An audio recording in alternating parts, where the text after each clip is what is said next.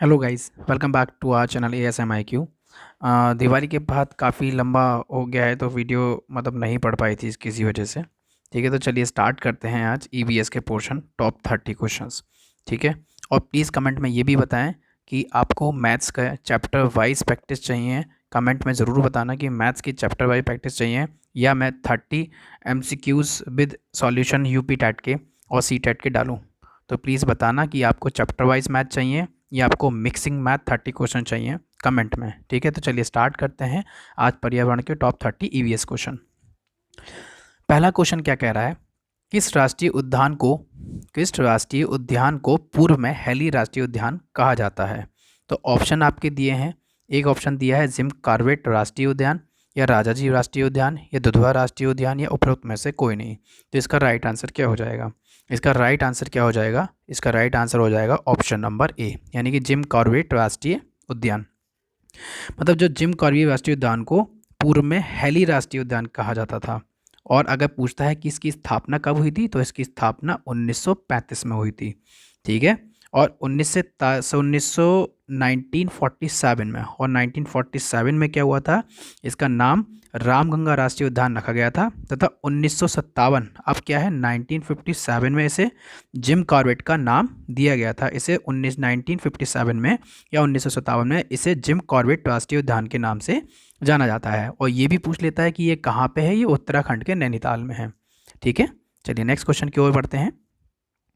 Next question हमारा क्या कहता है, क्वाशरकोर नामक रोग की कमी से होता है। तो क्वाशरकोर जो होता है वो किसकी कमी से होता है? कार्बोहाइड्रेट। यहाँ पे थोड़ा गड़बड़ हो गया है, यहाँ पे कार्बोहाइड्रेट है, ये क्या है? कार्बोहाइड्रेट। ठीक है, तो कार्बोहाइड्रेट लिखा है यहाँ पे, ये कार्बोहाइड्रेट और प्रोटीन, विटामिन या आयोडीन। तो किसकी कमी से क्वाशरकोर नामक रोग होता है? देखो, ये जो रोग होता है ये कहाँ से होता है? ये होता है आपकी बॉडी में प्रोटीन के कमी के कारण।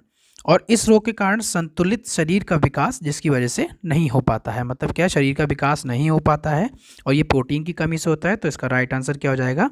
इसका राइट आंसर हो जाएगा ऑप्शन नंबर बी, यानी कि प्रोटीन।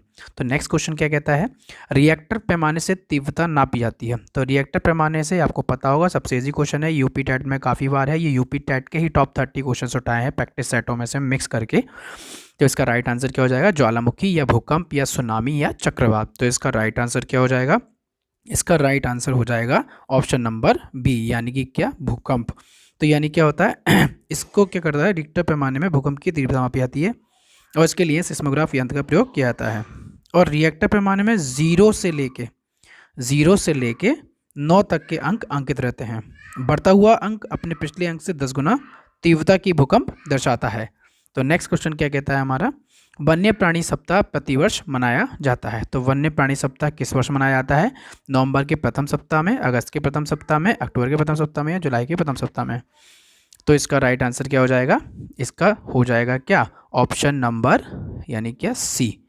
ऑप्शन नंबर सी, यानी क्या? 1 से लेके 7 अक्टूबर को प्रत्येक विश्व भर में वन्य जीव सप्ताह के रूप में मनाया जाता है। क्या? 1 से 7 अक्टूबर। ठीक है, नेक्स्ट क्वेश्चन क्या कहता है, प्रकाश संश्लेषण की क्रिया में हरे पौधों द्वारा बाहर निकलने वाली गैस है। तो हरे पौधों द्वारा जो बाहर गैस निकलती है वो कौन सी होती है? कौन सी? वो ऑक्सीजन होती है, जो क्या करते हैं, हम लेते हैं। और कार्बन डाइऑक्साइड कौन लेता है? कार्बन डाइऑक्साइड पेड़ पौधे लेते हैं। तो इसका right answer option number C हो जाएगा, यानी क्या? प्रकाश संश्लेषण की क्रिया में जो पौधे बाहर छोड़ते हैं ऑक्सीजन, जो हम लेते हैं, ऑक्सीजन को O2 के नाम से जानते हैं। या कार्बन डाइऑक्साइड कौन होता है? तो कार्बन डाइऑक्साइड पेड़ पौधे लेते हैं। ठीक है, तो नेक्स्ट क्वेश्चन, इसका right answer option number C हो जाएगा 5वें का। नेक्स्ट क्वेश्चन क्या कहता है, नेक्स्ट होता है, चावल को पॉलिश करने पर कौन सा विटामिन नष्ट हो जाता है? जो चावल पे पॉलिश करी जाती है तो इसमें कौन सा विटामिन नष्ट होता है? एस्कॉर्बिक अम्ल, कैल्सीफेरॉल, थायरोक्सिन या थायमीन। तो इसका राइट आंसर क्या हो जाएगा? तो जो चावल को पॉलिश करने पे होता है वो होता है कौन सा? Vitamin B1। विटामिन B1 नष्ट हो जाता है और इसका जो रासायनिक नाम क्या होता है? वो होता है थायमीन। क्या होता है इसका रासायनिक नाम? थायमीन होता है। और इसकी कमी से कौन सा रोग होता है? रोग जो होता है वो होता है आपका बैरी बैरी। ये कौन सा होता है इसका नाम? तो इसका बैरी बैरी रोग होता है। किसकी वजह से होता है? ये थायमीन। ठीक है, या B1। नेक्स्ट क्वेश्चन क्या कहता है, लौंग एवं केसर को पौधे के किस भाग से प्राप्त किया जाता है? तो किस भाग से? जड़ से, तना से, फूल से, फल से। इसका आंसर आपको पता ही होगा। तो इसका राइट आंसर क्या होगा? इससे प्राप्त किया जाता है फूल से, या फूल की जगह वो दे सकता है कली। क्या दे सकता है? कली। तो फूल की जगह कली भी दे सकता है। तो इसका right answer option number C हो जाएगा। और सबसे ज़्यादा केसर का उत्पादन अगर पूछे कहाँ होता है, तो सबसे ज़्यादा केसर का उत्पादन कहाँ होता है? J&K यानी कि जम्मू कश्मीर में होता है। ठीक है। नेक्स्ट क्वेश्चन क्या कहता है हमारा? और अगर इसमें ये भी पूछता है कि लौंग का उत्पादन सबसे ज़्यादा कहाँ होता है, कहाँ होता है लौंग का उत्पादन सबसे ज़्यादा? लौंग का उत्पादन जो सबसे ज़्यादा होता है वो केरल में होता है। और केरल को क्या कहा जाता है? मसालों का बागान के नाम से भी केरल को जाना जाता है। किसको? केरल में सबसे ज़्यादा लौंग या मसाले वगैरह बनते हैं। नेक्स्ट क्वेश्चन क्या कहता है? निम्न में से कौन सा उत्तराखंड का राज्य प्रतीक नहीं है? देखो उत्तराखंड का पूछा है, हालांकि हम तो यूपी में है, कभी कभी पूछ भी लेता है। तो उत्तराखंड का राज्य प्रतीक कौन सा नहीं है? मोनाल, बुरांश, माघ, बाघ या कस्तूरी मृग। तो उत्तराखंड का राज्य प्रतीक कौन कौन से हैं? देखो राजकीय जो पक्षी होता है वो क्या होता है? इसका जो राष्ट्रीय पक्षी होता है, राजकीय पक्षी तो आपका क्या होता है? मोनाल होता है। और राजकीय पशु जो होता है यहाँ पे होता है ये राजकीय पशु होता है। कौन होता है? कस्तूरी मृग। और राजकीय वृक्ष जो होता है वो क्या होता है? बुरांश। ये होता है बुरांश, राजकीय वृक्ष उत्तराखंड का। और कौन सा प्रतीक नहीं है? वो बाघ है। बाघ कहाँ का है? हमारे किसका है भाई? यूपी का है। ठीक है। तो नेक्स्ट क्वेश्चन क्या कहता है? हमारे पर्यावरण को बचाने के लिए 3 प्रकार के आर की ज़रूरत होती है। तो आर क्या चीज़ है? तो आर का मतलब क्या होता है? मतलब इसमें देखिए ऑप्शन दिए हुए हैं, ऑप्शन ए, बी, सी या डी। तो 9th वाले का राशन क्या हो जाएगा? इस आर का मतलब होता है, इंग्लिश वाले क्या कहते हैं इसको? बोलते हैं, सबसे पहले आता है रिड्यूस, REDUCE, रिड्यूस। फिर उसके बाद आता है रीयूज़, मतलब दोबारा से यूज़ करना। ठीक है। उसके बाद आता है रिसाइकिल। क्या? रिसाइकिल। ठीक है। तो उसके बाद क्या आता है? रिसाइकिल। तो क्या होता है? पहले आता है रिड्यूस, फिर रीयूज़, फिर रिसाइकिल। तो इसका राइट आंसर क्या हो जाएगा 9th वाले का? ऑप्शन नंबर सी हो जाएगा। रिड्यूस का मतलब होता है कम उपयोग, और रीयूज़ का मतलब होता है पुनः चक्रण, मतलब दोबारा यूज़ करना, और रिसाइकिल का मतलब होता है पुनः उपयोग। इसका right answer option number C हो जाएगा। नेक्स्ट क्वेश्चन, ऊर्जा का अप्रदूषकीय स्रोत क्या है? ठीक है। तो ऊर्जा का अप्रदूषकीय स्रोत क्या है? नाभिकीय ऊर्जा, सौर ऊर्जा, पेट्रोल या डीजल। तो इसका राइट आंसर क्या हो जाएगा? इसका राइट आंसर आपका ऑप्शन नंबर बी हो जाएगा, यानी क्या? सौर ऊर्जा। क्या होता है? ऊर्जा का अप्रदूषकीय स्रोत सौर ऊर्जा होती है। ठीक है। नेक्स्ट क्वेश्चन क्या कहता है? पृथ्वी का ऊष्मायन का अर्थ क्या है? पृथ्वी का क्या है? कि ग्रीन हाउस गैसों द्वारा पृथ्वी के तापमान में वृद्धि, समुद्र में ज्वार भाटा आना, घने जंगलों में वायुमंडल में गैस उत्सर्जन, या पवन ऊर्जा के कारण पृथ्वी के ताप में वृद्धि होना। तो इसका राइट आंसर क्या हो जाएगा? इसका right answer option number A हो जाएगा, यानी कि ग्रीन हाउस गैसों द्वारा पृथ्वी के तापमान में वृद्धि इसका राइट आंसर हो जाएगा, जिसको हम क्या करते हैं? ग्लोबल वार्मिंग के नाम से भी जाना जाता है। ठीक है। और ग्रीन हाउस की जो गैसें होती हैं वो कौन कौन सी होती हैं? प्रमुख गैसें, सबसे पहले आता है कार्बन डाइऑक्साइड यानी कि CO2, फिर आता है नाइट्रस ऑक्साइड यानी कि N2O, उसके बाद आता है मीथेन यानी कि CH, मीथेन होता है CH4, और क्लोरोफ्लोरोकार्बन यानी कि क्या? CFC, chlorofluorocarbon. तो ये कौन सी गैसें होती हैं? ये ग्रीन हाउस गैस प्रमुख वाली होती हैं। नेक्स्ट क्वेश्चन, कार्बन डेटिंग विधि प्रयुक्त की जाती है। कार्बन डेटिंग काय के लिए की जाती है? तो कार्बन डेटिंग का प्रयोग काय में किया जाता था? यानी कि काय में किया था? यानी कि वस्तु की आयु ज्ञात करने में, कि कोई भी वस्तु कितनी पुरानी है तो कैसे पता लगता था? वो कार्बन डेटिंग विधि से ही उसका पता चलता था। तो इसका राइट आंसर क्या हो जाएगा? Option number B.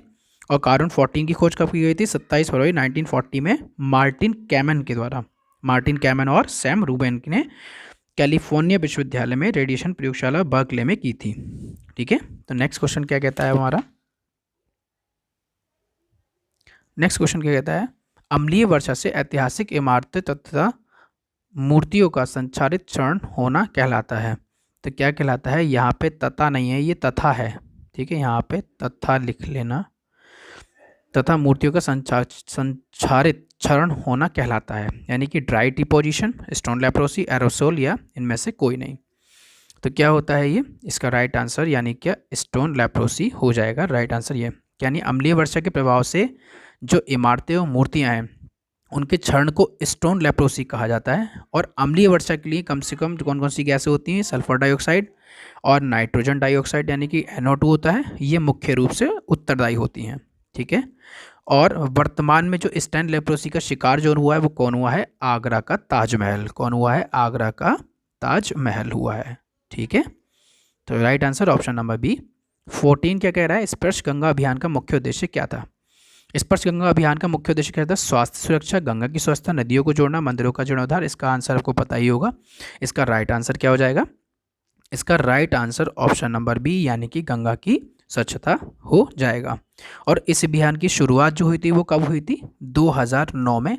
किसके द्वारा, मुख्यमंत्री रमेश पोखरियाल निशंक ने किया था 2009 में गंगा की स्वच्छता यानी स्पर्श गंगा का अभियान का स्टार्टअप। ठीक है।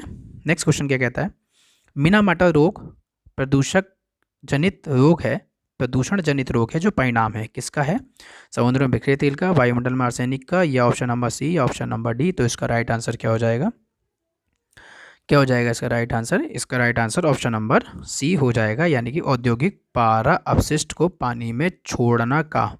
तो इसका right answer option number C हो जाएगा। ठीक है। और इस प्रकार की बीमारी जो सबसे पहले देखी गई थी, कहाँ देखी गई थी, वो देखी गई थी जापान में। कहाँ देखी गई थी, जापान में। तो नेक्स्ट क्वेश्चन क्या कहता है, अंतर्राष्ट्रीय स्तर पर वन्य जीवों की सुरक्षा हेतु संस्था है। देखो अंतर्राष्ट्रीय स्तर पर वन्य जीवों की सुरक्षा, ये मैंने पहले भी एक क्वेश्चन कराया था इसमें का। तो इसका राइट आंसर क्या हो जाएगा, IUCN, यूनिसेफ या IUPAC या WHO। तो इसका राइट आंसर क्या हो जाएगा, इसका राइट आंसर हो जाएगा IUCN। क्या हो जाएगा इसका राइट आंसर, इसका राइट आंसर हो जाएगा IUCN। आई का मतलब होता है इंटरनेशनल, और क्या होता है, union for, international union for conservation of nature. ठीक है। तो क्या होती है, international union for conservation of nature. और इसकी अगर स्थापना की बात करता है, IUCN की स्थापना की बात करता है तो कब हुई थी, 1948 में। कहाँ हुई थी, इंग्लैंड के स्विट्जरलैंड में। कहाँ हुई थी, इंग्लैंड के स्विट्जरलैंड में की गई थी। और किसकी संस्था, ये संयुक्त राष्ट्र की संस्था है। तो नेक्स्ट क्वेश्चन क्या कहता है हमारा, भारत में किस राज्य में पानी पंचायत प्रारंभ हुई थी, केरल में, राजस्थान में, आंध्र प्रदेश में या महाराष्ट्र में। तो चलिए क्वेश्चन को थोड़ा फास्ट करते हैं। तो सर्वप्रथम क्या हुई थी, पानी पंचायत कहाँ हुई थी, सबसे प्रथम जो स्टार्ट हुई थी वो कहाँ हुई थी, ऑप्शन नंबर डी यानी कि महाराष्ट्र में हुई थी। अगर पूछता है कब हुई थी तो सबसे पहले कब हुई थी, 1972 में हुई थी। और प्लीज़ चैनल को सब्सक्राइब जरूर करिए ताकि मैथ्स की आपको 30 क्वेश्चन की मिक्सअप की वीडियो मिल सके। बाकी आप कमेंट में कर दीजिए कि मैथ्स की आपको जो वीडियो चाहिए वो चैप्टर वाइज ही चाहिए या आपको, क्योंकि यूपी टेट 28 नवंबर को होने वाला है तो टाइम नहीं है, इसलिए मैं सिर्फ प्रैक्टिस सेट कराऊंगा। अब जो आपकी यूथ के होंगे या घटना चक्र जितनी भी सारी हैं उसमें से मिक्सअप करके या बैक ईयर पेपर में से मैथ्स के इंपॉर्टेंट क्वेश्चन लाऊंगा। 30 क्वेश्चन ही मिलेंगे आपको एक वीडियो में, और डेली हर दूसरे दिन आपको 2 से 3 बजे के बीच में वीडियो मिलेगी। तो प्लीज़ चैनल को सब्सक्राइब कर लीजिए और वीडियो को लाइक और शेयर जरूर करना। तो इसका right answer option number D हो जाएगा यानी कि 1972 में पानी पंचायत शुरू हुआ था। ठीक है। नेक्स्ट क्वेश्चन क्या कहता है, ओजोन परत सूर्य से आने वाली किन किरणों को रोकती है, किन किरणों को, अवरक्त किरणों को, एक्स किरणों को, पराबैंगनी किरणों को, या कोई नहीं। तो इसका राइट आंसर क्या हो जाएगा, इसका राइट आंसर क्या हो जाएगा, ऑप्शन नंबर क्या हो जाएगा, सी यानी कि क्या, पराबैंगनी किरणों को रोकती है। तो नेक्स्ट क्वेश्चन क्या कहता है, संरक्षण या विनाश पुस्तक की लेखक कौन है, संरक्षण या विनाश पुस्तक का लेखक कौन है, सरला बहन। उसका right answer option number A हो जाएगा। नेक्स्ट क्वेश्चन क्या कहता है, क्षेत्रफल के आधार पर भारत का सबसे बड़ा राज्य कौन सा है, उत्तर प्रदेश, राजस्थान है, महाराष्ट्र और मध्य प्रदेश। यानी किसके आधार पे, क्षेत्रफल के आधार पे, एरिया के आधार पे पूछ रहा है। तो कौन सा है सबसे बड़ा, राजस्थान। सबसे बड़ा कौन सा है, राजस्थान है। कौन से भाई, ऑप्शन नंबर बी है। कितना है भाई ये इसका क्षेत्रफल जो है वो है 342239। ठीक है, 342239 है वर्ग किलोमीटर। ठीक है। और सबसे बड़े भारत के 4 राज्य कौन कौन से हैं, यानी कि राजस्थान, मध्य प्रदेश और महाराष्ट्र और उत्तर प्रदेश। सबसे पहले कौन आता है, राजस्थान। उससे छोटा कौन है, मध्य प्रदेश यानी कि MP। उससे छोटा कौन है, महाराष्ट्र है। और उससे छोटा कौन है, UP यानी उत्तर प्रदेश है। ठीक है। तो ये 4 सबसे बड़े राज्य हैं। नेक्स्ट क्वेश्चन क्या कहता है, 11 जुलाई को क्या मनाया जाता है, 11 जुलाई को मनाया जाता है विश्व स्वास्थ्य दिवस, जनसंख्या दिवस, अंतर्राष्ट्रीय महिला दिवस या विश्व जल दिवस। आपको पता होगा अंतर्राष्ट्रीय महिला दिवस कब मनाया जाता है, अंतर्राष्ट्रीय महिला दिवस जो मनाया जाता है वो 8 मार्च को मनाया जाता है। ठीक है। बाकी आप सारे कमेंट में देख बताना कौन कौन से किस दिन मनाया जाता है। ठीक है, एक मैंने आपको बता दिया, तो इसका राइट आंसर क्या हो जाएगा, ऑप्शन नंबर बी हो जाएगा। जो विश्व जनसंख्या दिवस है वो कब मनाया जाता है, 11 जुलाई को मनाया जाता है। ठीक है, और विश्व जल दिवस कब मनाया जाता है आपको पता ही होगा। ठीक है, तो कमेंट में लिखना। नेक्स्ट क्वेश्चन क्या कहता है, सन 1992 में पर्यावरण सुरक्षा से संबंधित प्रथम पृथ्वी सम्मेलन किस शहर में हुआ था। किस शहर में हुआ था, रियो द जेनेरियो या कोपेनहेगन या वाशिंगटन या स्टॉकहोम में। तो इसका राइट आंसर क्या हो जाएगा, इसका राइट आंसर क्या हो जाएगा, यानी कि ऑप्शन नंबर बी, रियो दी जेनेरियो। कहाँ पे, ब्राज़ील में। ये कहाँ है, ब्राज़ील में। ठीक है, सबसे पहले क्या हुआ था, ब्राज़ील में आयोजित हुआ था। और इस सम्मेलन में क्या एजेंडा 21 घोषणा पत्र प्रस्तुत किया गया था, जो मुख्यतः हानिकारक गैसों के उत्सर्जन में कमी लाने से संबंधित था। नेक्स्ट क्वेश्चन क्या है, भूमिगत जल स्तर को उसके प्राकृतिक स्तर पर पुनः लाने के लिए निम्न में से कौन सा उपाय सर्वथा उचित है। कौन सा उचित है, तो इसका राइट आंसर क्या हो जाएगा, इसका राइट आंसर ऑप्शन नंबर क्या हो जाएगा, सी, यानी कि क्या पाताल तोड़ कुओं का अधिक निर्माण। Right answer option number C हो जाएगा।